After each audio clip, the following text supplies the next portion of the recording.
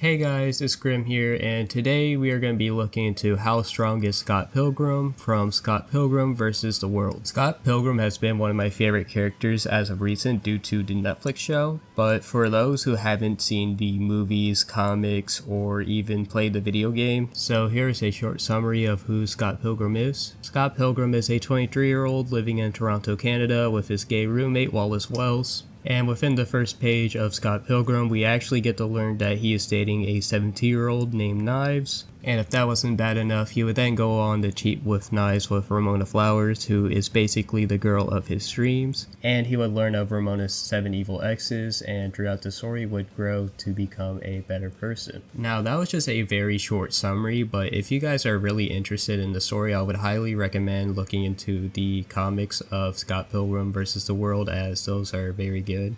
But with that all out of the way, let's finally get into the low tier scaling for Scott Pilgrim. When Scott Pilgrim was fighting Mattew Patel would incinerate 3 people as seen in this movie clip here.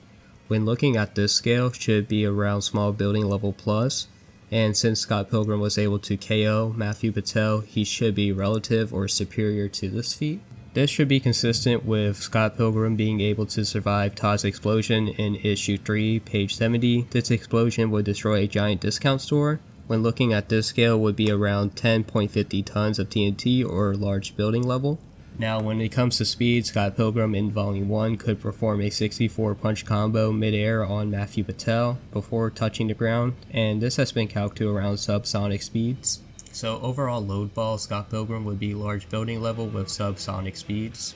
Now let's get into our mid-ball. It's stated in issue 1, page 172 that Scott Pilgrim was able to punch someone so hard that they went around the world. This is also confirmed by Stephen Stills, and when looking at this scale, it would have taken about 4.4 kilotons of TNT, or a small town level AP. Now in the video game, Scott Pilgrim can dodge a meteor that's coming from the roof, and this is scaled to about Mach 4.4, which is about supersonic plus when looking at this scale here. So mid-ball, Scott Pilgrim is around small town level with supersonic plus speed.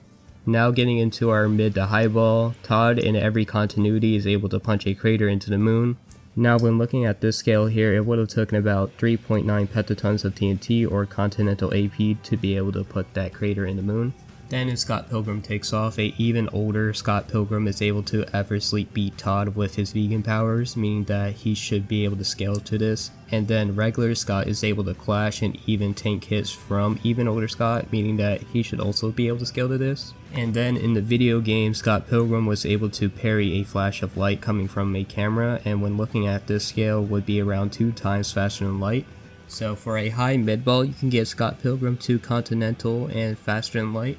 Now for the highest, we're actually going to use the stat increases from Scott Pilgrim leveling up through the power of love, understanding, and self-respect. Now when we add all our stats together, we get a 39 times multiplier, which when multiplying that times Todd's feat, we get 152.1 petatons, or multi-continental AP, and when we use our same multipliers times our speed, we actually get around 78 times faster than light, or FTL+. But in the Scott Pilgrim video game, we actually get a max speed stat of 100, so when we multiply our 2 times 100, we actually get 200 times FTL, or massively faster than light. So overall, Scott Pilgrim should at least be multi-continental at his highest, and with his speed being faster than light plus to massively faster than light. Moving on into hacks, Scott Pilgrim has a limited invulnerability as stated by the creator and can't be harmed by himself or friends, only people considered his enemy. Scott Pilgrim also has immortality, so does everyone else in the verse, as death is more or less treated as an inconvenience in the universe, with nobody actually dying or remaining dead, instead turning into coins when defeated.